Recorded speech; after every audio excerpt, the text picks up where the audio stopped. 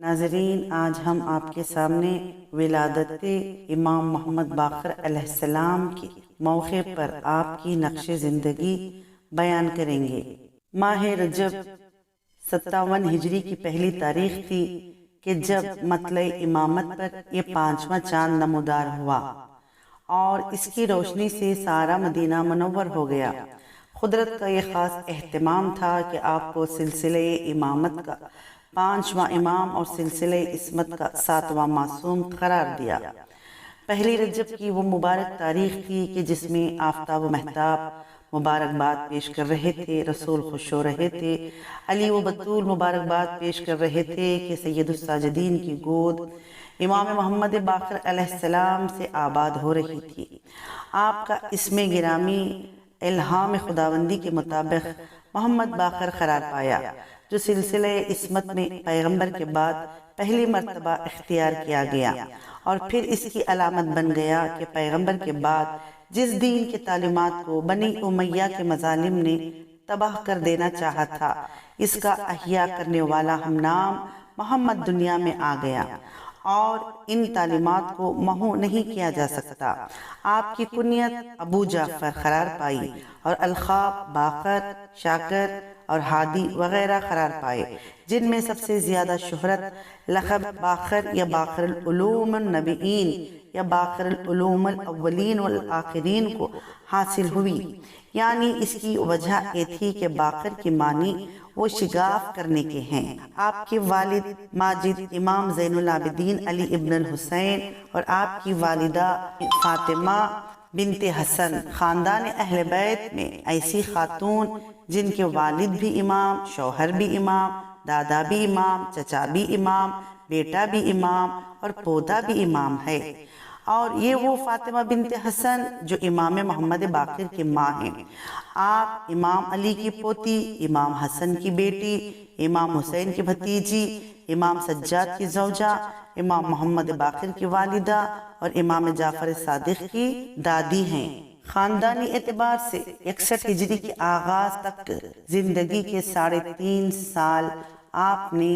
جد بزرگوار امام حسین کے زیر سایہ گزارے۔ اس کے بعد 95 ہجری تک تقریباً 38 سال والد بزرگوار کے ساتھ رہے، اور 95 ہجری کے بعد 19 سال اپنا دور قیادت گزارا، جس میں اسلام کی تمام تر ذمہ داری آپ کے اوپر تھی، اور آپ نے اسے بکمال حسن و خوبی کے ساتھ انجام دیا۔ یہ وہ امام ہیں جو امام مبین حضرت علی ابن ابی طالب کے پوتے، وہ علی جو باب شہر علم کا دروازہ ہے، جو شہر علم کا باب ہے، ان کے پوتے، جو سلونی کا دعویٰ کرنے والے مولائے کائنات کے پوتے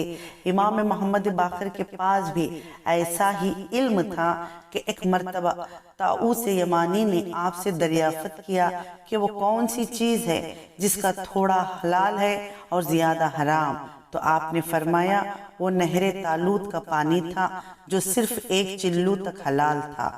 اور زائد حرام۔ پوچھا وہ کون سا روزہ تھا جس میں کھانا پینا جائز تھا، تو آپ نے فرمایا کہ جناب مریم کا روزہ تھا، جس میں صرف بات کرنے کی پابندی تھی۔ پھر پوچھا کہ وہ کون سی شے ہے جو کم ہوتی ہے بڑھتی نہیں، تو آپ نے فرمایا وہ عمر ہے۔ پوچھا وہ کون سی شے ہے جو بڑھتی ہے گھٹتی نہیں، فرمایا وہ سمندر کا پانی ہے۔ پھر پوچھا کہ وہ کون سی چیز ہے جو صرف 1 مرتبہ فضا میں بلند ہوئی، فرمایا وہ کوہ طور ہے جو بنی اسرائیل کے سروں پر مسلط کیا گیا تھا۔ فرمایا وہ کون لوگ ہیں جن کی سچی گواہی بھی جھوٹ قرار پائی، تو فرمایا کہ وہ منافقین ہیں جو رسول کو رسول کہتے تھے لیکن خدا نے انہیں جھوٹا قرار دیا۔ پوچھا عالم انسانیت کا 1/3 حصہ